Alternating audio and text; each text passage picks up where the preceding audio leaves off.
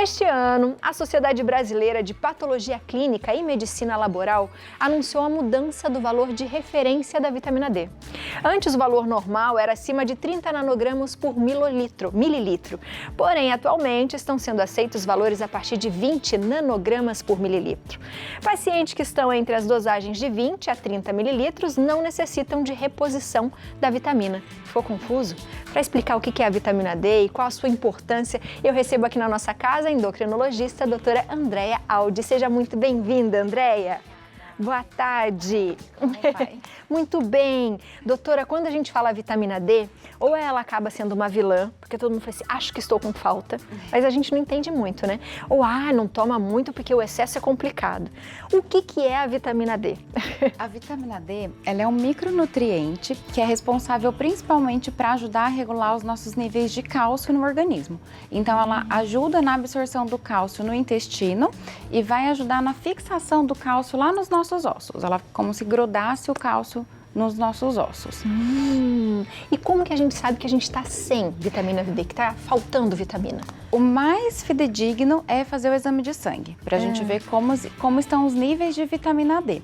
Ela só vai dar sintoma quando estiver muito baixa ou quando já estiver dando complicação. Então, o ideal é a gente fazer a dosagem do exame laboratorial de rotina, pelo menos de 6 em 6 meses ou uma vez ao ano, dependendo da faixa etária e do quadro clínico, se o paciente tem algum outro problema de saúde ou não. Então é possível, por exemplo, algumas pessoas, dependendo da idade, ou se já tem uma doença, existir uma predisposição à vitamina sempre baixar? Sim. Os idosos, eles têm uma chance maior de ter a vitamina D baixa e a população que já tem osteopenia e osteoporose é uma população de risco, que caso tenha a vitamina D baixa, a gente tem que repor e tem que tratar porque precisa fortalecer a massa óssea. Então, até a questão dos valores que você citou agora, de 20 a 30, acima de 30, a gente faz assim, para a população geral, saudável, jovem, até os 60 anos, a gente considera acima de 20 normal.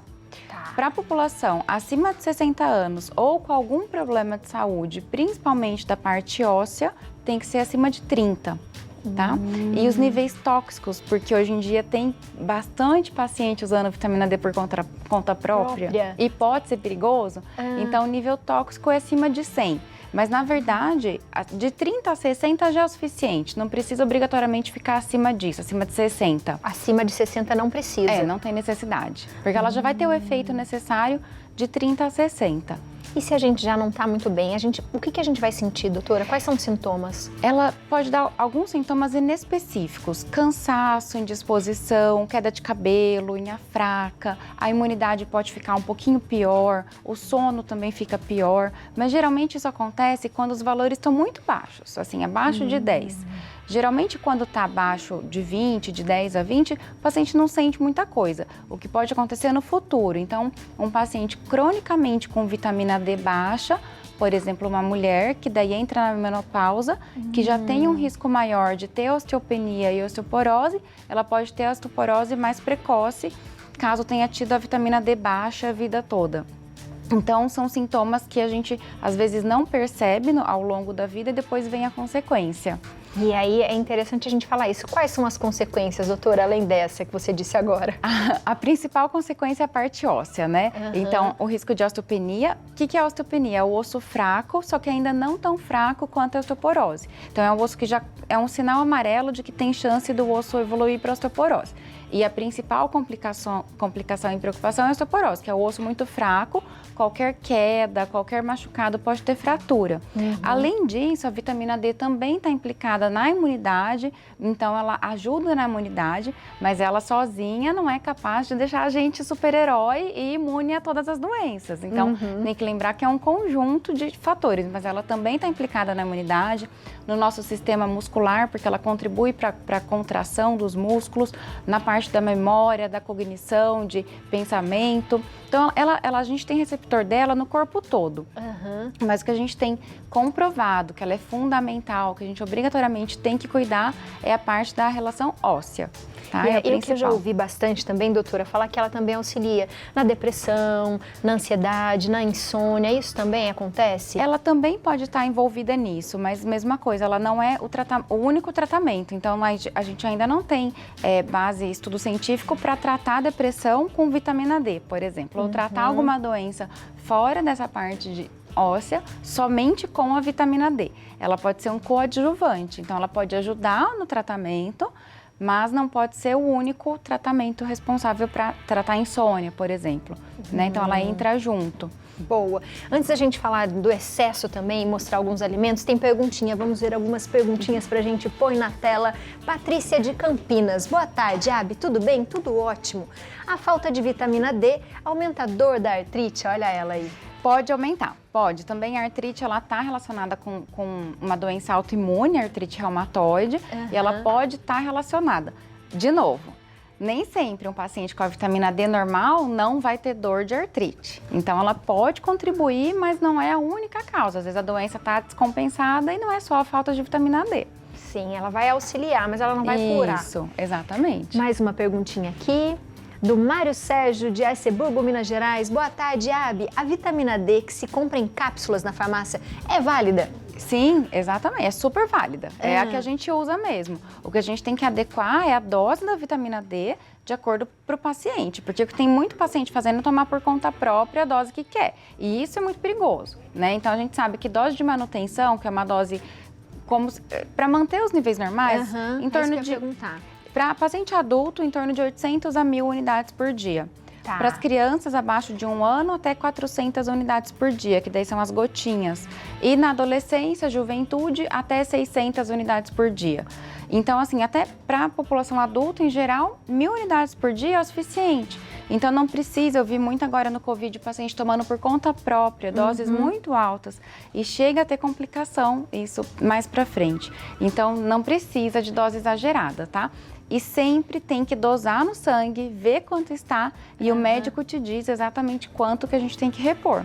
Por isso que tem algumas que a gente tem que tomar uma vez na semana, porque ela já tem a quantidade da semana praticamente, exatamente, né? E eu tô tomando num dia. Isso mesmo. Às vezes a gente faz a dose de ataque, que a gente fala, quando tá muito baixa, a gente faz uma dose mais alta uma vez por semana, por um período, e depois faz a dose de manutenção. Então, vai depender muito dos níveis que está a sua vitamina D no sangue. Não faz por conta própria, porque pode ser perigoso. Pode ser bem E é muito perigoso. fácil de ajustar. É só dosar o exame de sangue, vai no médico e daí a gente vê direitinho a dose que tem que fazer. E o sol, doutora? Eu tenho que tomar também, suplementar e também tomar sol, como funciona? Então, isso é uma briga enorme com as dermatologistas. Por quê? O horário bom do sol para a vitamina D é o horário ruim do sol para a pele. É o horário que aumenta o risco de câncer de pele. Então, o horário bom da vitamina D é das 10 da manhã às 3 da tarde. Que é o pior horário para o risco de câncer de pele. E tem que ficar exposto no mínimo uns 10 a 15 minutos todos os dias. Então, assim, a gente sabe que no nosso dia a dia é difícil a gente ter essa regularidade. E a longo prazo isso pode aumentar o risco de câncer de pele, ainda mais no Brasil, que é um país tropical, que tem muito sol. O sol é muito forte. Então, acaba que a maioria das vezes é mais sensato a gente fazer uma reposição com doses adequadas e controlar no exame de sangue do que necessariamente se expor demais ao sol e depois ter a consequência do excesso de sol na pele. Então, a gente tem que... É tudo muito equilibrado, muito equilibrado, né? É, mas eu acabo que na prática... Eu falo para os pacientes, vamos dosar, vamos ver como está e não precisa se preocupar obrigatoriamente em tomar sol. Se tomar um pouquinho de sol, às vezes vai fazer caminhada de manhã, acabar tomando um pouquinho de sol, tudo bem. Mas não é para ficar estirado no sol do meio-dia para fazer vitamina D. Com certeza. E tem os alimentos também. Vamos falar deles, doutora? Vamos lá, falar dos alimentos. Então, ó, já viu quanta dica boa aí, hein? Doutora, pode... Obrigada. A mesa é sua. Joia. Os alimentos, como sempre, também interferem muito na nossa saúde, né? Sim. E aí tem alguns que têm mais vitamina D, é isso, doutora? Sim. Esses alimentos do lado de cá, eles têm mais vitamina D. Então, a sardinha, champignon, shiitake, leite. Geralmente o leite, ele é enriquecido em vitamina D. Tá? Porque tem o cálcio. Isso, geralmente nós temos vários alimentos que são enriquecidos em vitamina D. Iogurte também, a própria indústria já faz a suplementação. Salmão, o ovo também, a gema do ovo também tem vitamina D. Mas é importante lembrar que dos alimentos, apenas 10 a 20% da vitamina D que a gente consegue no alimento. A maior parte é no sol ou na reposição. Então, mesmo que a gente coma bastante, ainda é muito pouco, perto do que a gente precisa. Boa. E do lado de cá, que são os vegetais, as frutas, que são super saudáveis, que tem vários outros micronutrientes, são excelentes, mas são pobres em vitamina D. Então, às vezes, a gente sempre fala, tem uma alimentação colorida, variada, que vai ter tudo o que você precisa. No caso da vitamina D, vai ter tudo, só vai faltar a vitamina D. Aí, se a gente conseguir incluir isso daqui, daí sim, aí a gente tem um prato bem completo. E doutora, quando a gente exagera na vitamina D? Dificilmente a gente vai ter excesso de vitamina D com alimentação, porque a quantidade é muito pequena, e com exposição ao sol. Porque na exposição ao sol, nossa própria pele consegue regular. Quando tem muita vitamina D, ela desvia a formação e forma um outro metabólito que não faz acúmulo de vitamina D. Mas acontece o excesso geralmente com reposição, com os suplementos em cápsulas das farmácias. E o excesso de vitamina D ele é muito perigoso, porque o que acontece? O corpo absorve muito cálcio, o cálcio pode ficar muito alto no sangue, ele pode depositar nos nossos órgãos, pode formar pedra nos rins, a pedra no rim pode impactar, pode entupir o sistema coletor dos rins, pode ter dores e pode ter até insuficiência renal. Então, infelizmente, nesse 1 ano e meio que teve de pandemia, a gente viu muitos casos graves de intoxicação por vitamina D. Paciente que chegou até na UTI por arritmia, por insuficiência renal, por depósito de cálcio nos tecidos, por excesso de vitamina D. Então, tem que tomar muito cuidado. Muito cuidado. E, infelizmente, também está na moda. Eu digo moda porque isso ainda não é bem validado, mas a vitamina D é injetável. Isso a gente não recomenda também, porque as doses são muito altas. Não tem necessidade. Porque eu já ouvi mesmo isso. Eu fui na médica tomar uma injeção de vitamina D. Não precisa, não tem necessidade. Talvez até por isso que foi feita a pergunta no WhatsApp. As cápsulas que a gente tem na farmácia, elas são o suficiente, tá? Às vezes tem gente que prefere manipular, tudo bem, desde que a gente acompanhe se está respondendo bem, se está absorvendo bem, mas via oral é o suficiente, não tem necessidade de fazer injeção, porque pode subir demais e daí vem as complicações. Que incrível isso, né? Tudo na vida é um equilíbrio, né, doutora? Exatamente, Tudo nessa vida é equilíbrio, minha gente. Exatamente.